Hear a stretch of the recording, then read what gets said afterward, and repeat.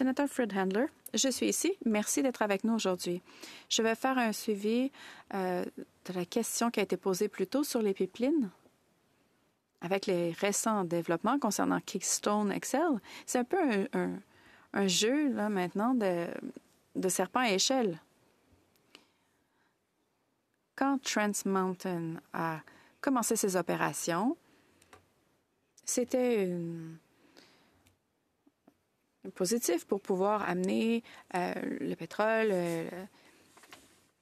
sur la côte pour les exportations. Je sais qu'il y a de la capacité, mais lorsqu'on ramène Keystone, eh bien, on retourne un peu en arrière.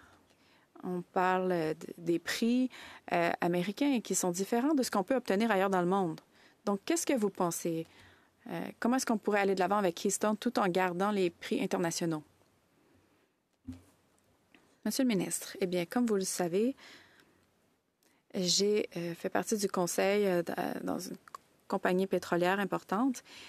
La clé ici, c'est qu'est-ce qu'atteignent les producteurs. S'ils retirent des capacités, donc, s'ils ont des capacités avec les pipelines qui les amènent au Golfe ou la côte ouest, donc ils peuvent atteindre les prix mondiaux. Donc, il n'y a pas de problème avec la différence. Je ne vais pas faire de commentaires sur les détails. Bon, la clé pour Keystone, c'est est-ce que les producteurs canadiens reçoivent quelque chose de pour l'Alberta vers la côte pour obtenir des prix mondiaux. Ce qu'on doit faire, c'est maintenir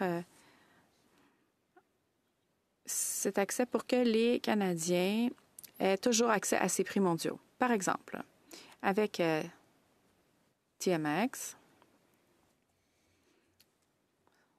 ça nous a amené 15 milliards de dollars depuis l'élargissement, en réduisant la différence entre ce qu'obtenaient les producteurs canadiens parce qu'ils avaient accès jusqu'à la côte.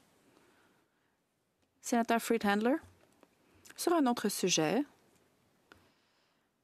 j'aimerais vous remercier, vous et vos collègues, pour avoir choisi l'Alberta, pour avoir situé votre bureau pour les grands projets. Et merci aussi d'avoir obtenu Dan Farrell pour être à la tête de ce bureau. C'est vraiment quelqu'un d'extraordinaire. Est-ce que vous pourriez me dire ce qui se passe en termes d'opération au bureau? Je sais que vous n'êtes pas le ministre responsable, mais vous êtes probablement au courant de ce qui se passe. So, a little sidebar when... Eh bien, si vous me permettez un petit aparté d'emblée, lorsque j'accompagnais les chefs d'entreprise de Calgary et que j'étais avec les chefs d'entreprise de Calgary lorsqu'on a connu la nomination de Don et les gens étaient impressionnés. Ils se sont dit, OK, ça vous tient à cœur, clairement.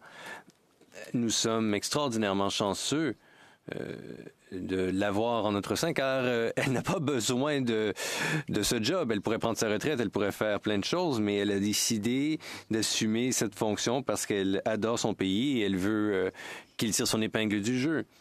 Elle a mis sur pied une équipe très, très rapidement, une équipe qui est déjà à pied d'œuvre.